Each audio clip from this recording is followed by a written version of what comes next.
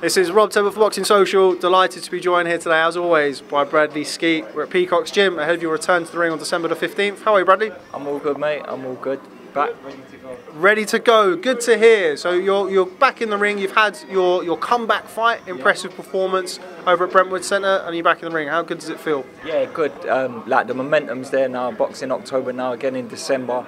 Just keep this momentum going, and hopefully I have another good win, a good performance, and then crack on 2019, have a big year. Now, I spoke to you after the weigh-in when you were desperate to get a Nando's before you boxed last time at Brentwood Centre. A lot of the interview was kind of about your loss and coming back from that. Now you've come back from that. How good was it to get a victory on the back of your first career loss? Yeah, it was great, and the way I got the victory was good. I spoke about wanting to not just win, but put it out a statement, put an impressive performance against a guy who's never been stopped. And and everything went to plan. Everything we've been working on, and got a good win. And to get him out there in round 3 was great. Went away afterwards to Dubai. I know you had a little bit of time off after the Khan fight. I'd imagine the 2 holidays were very different. Yeah, very different. After the Khan fight, I was just moping around and feeling sorry for myself. But yeah, Dubai was amazing. I had a wicked time and had a nice week off. And yeah, just like I say, had a long training camp for the comeback, and then had a week off, and then as soon as I got back, was straight in the gym. I even done a run out in Dubai, so I didn't ever have a whole week off. But yeah, no, it was good to just let my hair down, recharge, and then get back on it. And then now we're here again, ready to fight. Were you banging on the door for Uncle Frank to get you a date, or did he come to you? Yeah, I knew really. I kind of knew going into the last one in October that the December date was there. So I knew I was straight back in the gym, and I knew we had this date. So yeah, it was good to get a good win, and then that's all I asked was get momentum. Me having momentum, fighting regular, you're going to see the best of me. What can you tell us about your opponent for this fight? I know that it was on again, it was off again, it was on again. Tell us about your opponent on December the 15th. Yeah, it's an Argentinian guy. I think originally he was going to fight Frederick Lawson, and then a few things happened there. But then now this guy stepped in. I think it's all been agreed. So I think everything should be announced and everything this week. So yeah, it's a title fight too. So pleased to. I think it's WBO international belt. So yeah, it's a title fight. So everything can be announced, and yeah, I'm really looking forward to it. You spoke to me when we did that interview about kind of wanting to get back in the mix as soon as you can. You're somebody with a young family. You want to get those good paychecks and get into good fights. Is that what we're going to see from you, all being well, when you come through on December the 15th in 2019? Yeah. This fight's all about getting this win, getting this title, and getting back in the rankings. And in 2019, I'd like to challenge for the European title again. I'm sure Kerman Raja will move on after his win against Gavin.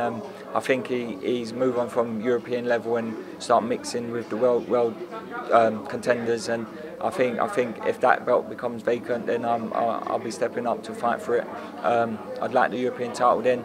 Like I say, get back in the world rankings, get back to where I was, and if the opportunity come, if the phone rang, I'd grab it with both hands. What did you make of Kerman Augurs' win over Frankie Gavin? You're somebody who shared the ring with both men, you know each other well. What did you make of that win? I knew what was going to happen. I said it. I'd done interviews before the fight. I said Gavin would either pull out the fight or not make weight, and which he done. He come in like extremely overweight, unprofessional. Everyone was going on how good his performance was, but I don't think it was a good performance, to be honest. He went over there, like I say, didn't make weight. It was like a 4-round fight. He gave it his all, and as soon as he got hit, the fight was over. So yeah, just not really much to say about it really. Kerman, on the other hand, is a great fighter. Like I say, I've been in with him, and I wish him all the best, and I hope he goes on and does big things. Let's just talk about Frankie Gavin coming in overweight. He was 5 pounds over. He's somebody who, by all intents and purposes, a lot of talent, not made the most of it. Isn't that kind of how you view Frankie Gavin? Yeah, he's got all the talent in the world, but he's just so unprofessional. Like couple pound, not even a couple pound. That's not a mistake. You don't come in 5 pound overweight. You know your weight. You have check weights. You know how much you weigh. And it's not the first time he's done it, so it's just so unprofessional, and I just got no time for that. Now, something you mentioned to me off camera, you've been in touch. You've been staying in touch with Carmen Leharaga. What kind of person is he? I mean, he's like a biker guy with a rat tail. So, I mean, to me, he kind of looks a bit crazy. But you're telling me it's not necessarily that way. Nah, do you know what? He's a nice guy. Before my fights and that, he gave me a good luck message and that, and we stay in contact. Him and his team is Indigo from MGZ, the promotion. Very nice people, both stay in contact, and yeah, there's like a kind of nice guy to that horrible guy in the ring. It's always weird when you get those guys who are like really nice as pie, like Manny Pacquiao, yeah. Nicest guy out of the ring, and then goes in there, he's a real killer. How far do you think Kerman can go? I mean, he's somebody who's, obviously you know how hard he punches, he looks spectacular coming through this kind of level. Do you think he can really push on and get to world level? I think he's ready, yeah. His record's certainly just that. His punch power is class as well, world-class punch power, not just with his right, with his left hand, in both hands he can punch. So put him in with the world title, the champions. If he lands, then who knows what can happen in his boxing, and it only takes one. So I'd give him a good chance, and I hope he goes on to win a world title. It will make me look better.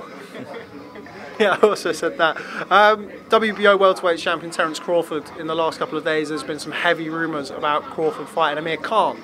Just your thoughts on that fight? Do you know what? It's a great fight for Khan, but it's the Brook and Khan fight everyone wants to see, and it's got to happen. It's one of them fights that's been spoke about a long time now, and if it does happen, it's got to happen now. It can't be. It's already getting past the sell-by date sort of thing. So I think it should happen sooner rather than later. But like I say, Khan, he's got balls. He'll fight anyone, and that's the good thing about Khan, and that's the exciting thing. He will step up and he will fight anyone there. So, but the Crawford fight, yeah, that's a great fight, but it's the Brook fight everyone wants to see, including myself. Do you give him more of a chance against Crawford or Brook? I don't know. Yeah, Brook, I think, is definitely the bigger puncher than Crawford, but Crawford's obviously just stepped up. So yeah, it'd be more probably tactical and speed than power and sitting down in your shots against Brook. But yeah, probably I'd give him more of a chance against Crawford than Brook. Do you think he can win that fight if he does fight Terence Crawford? I don't know.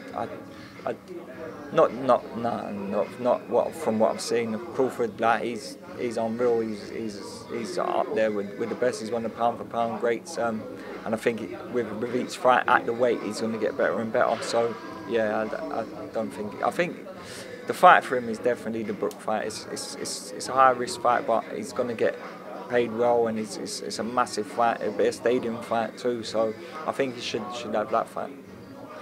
Moving away from the welterweight division, the heavyweight division is back in a big way. We saw this past weekend Deontay Wilder and Tyson Fury tangle in LA. Did you catch the fight? Yeah, I watched the fight, and it was a good fight. And just even now, like, I'm gutted, like just with the decision. And I know, like, do you know what? He got a draw, but like I'm gutted. It's like I feel like he lost, but he won. Like it's mad. Like it feels like. Just forget about the boxing and his performance and everything. You just got to look what he's been through and what he's come back from and achieved anyway. And then to get in the ring and absolute school Deontay Wilder, who's been active and who's been putting in good performances, to do that, Fury come back, had two, like I'd say, warm-up fights against less of opposition, and to put in a performance like that, it just goes to show what sort of fighter he is. And then just to like take that win away from him, giving him a draw, I was gutted for him. I don't know how he must feel, but it feels like I had a loss or something. That's how gutting it feels like. But like I say, he ain't lost. He got a draw. He didn't come away with the belt, but he's kept his own. So I'm sure that fight can happen again. If not, the AJ fight's there. Were you surprised at how well he performed against Deontay Wilder? I think a lot of people were expecting Fury to do well, but ultimately the inactivity would catch up with him. Is that how you saw it? Were you surprised at how well he did do against Wilder? Yeah, I was saying before the fight, I was saying, like, if it's the Fury who boxed Klitschko, then he's going to school him, and it's hard to think, is he going to get back to that like, because he's had a long time out the ring, he put on a lot of weight, he had a lot of problems going on, and I thought he's still that fighter, but it'd be hard to roll back the clock and get a performance like that. I'd say it was better. Like, and just pulled out the bag, and fair enough the knockdowns and everything, but even the knockdown to get up, it looked like he was out cold to get up, and I'd say he won the round. The man's a machine. What a man. Where does that kind of, it seems like it's really put the cat amongst the pigeons in the heavyweight division. He's the lineal champion, which I don't think many people give it enough respect to, the fact that he was the lineal champion going into the fight. Now he's put on a performance like that where a lot of people, if not the majority of people, think he won. Does that make Fury the best heavyweight in the world? I'd say he's the best, yeah, he's the best out there, definitely, without a doubt. With performances like that, he's the best out there. I think he beats them all. What fight would you rather see next? Wilder Fury 2, Joshua Wilder, or Joshua Fury? It's a hard one really, because they're all great fights, and it's like, with boxing it's mad, because Fury, I'd say, beat Wilder. Joshua could beat Wilder. Fury could beat Joshua. It's mad, but I think the rematch should happen. Fury get that win and just cement that, get the belt, and then come home and fight Wilder. I mean Joshua, sorry. This is something that we spoke about briefly off camera. Kind of the humility about Tyson Fury after the fight. I mean, Tyson is somebody who is not shy of a word or two. He has courted controversy at various different parts of his career. After the fight, he was very, very humble with the decision. He didn't agree with it, but he didn't kick off. He didn't go off on one. Just what does that say about the man when you see something like that after a fight of that magnitude? It's to get robbed of a victory like that, and imagine all that emotion he must have been going through anyway. Just the emotion of having a massive fight like that, but the emotion of everything he's been through, all what he's come through and worked so hard for, to get taken away knowing you've won that fight. He controlled himself and so well, and I could just put out a tweet like, Tyson Fury, what a man he is. Like he said it himself, if he kicked off, that place would have been smashed up, and the press would have loved it, because they would have just forgot about his performance, forgot about everything he's come through, and just milked it for how everyone acted and after the decision. But yeah, he just, like say, humble, took it on the chin, and I'm sure he'll be back, and to get the rematch and to get the win, what he deserves. Yeah, I think definitely that needs to happen. Now, something like heavyweight boxing kind of is the benchmark really in the sport. If the heavyweight division is doing well, the sport's doing well. Even though you're a welterweight, how inspiring is it to see something like that from Tyson Fury? How much does that filter down into somebody who, I mean, you're not connected to Tyson Fury in any way, but it seems to me like you're inspired by that. Yeah, definitely, big inspiration. Like, just like getting off the floor from them knockdowns. I think the first knockdown he was just even joking around, like put his hand on his head. Like, it's just the character he is, and he's even done interviews in the past and just said that like they'd have to nail him to the canvas to keep him down, and it just proves like against one of the biggest punchers, he was out cold, like, and got up and to put in the performance, and like I say, I believe he won the round. Is big inspiration. It just proves like he was at rock bottom, and to anyone who's been there and had them troubles, that he's not just boxing but away from boxing, and like mental health issues and everything else, drug abuse. It's just shown like everyone that what you can come back from and what you can achieve, and I think he's a good man. Okay, well, Bradley Skeete, it's always a pleasure to sit down with you. I'm very glad that you're back in the ring so soon after a win. I will see you next weekend at the Brentwood Centre. We'll look forward to seeing you back in action soon. Thank you. Thanks for your time. Cheers, Brad.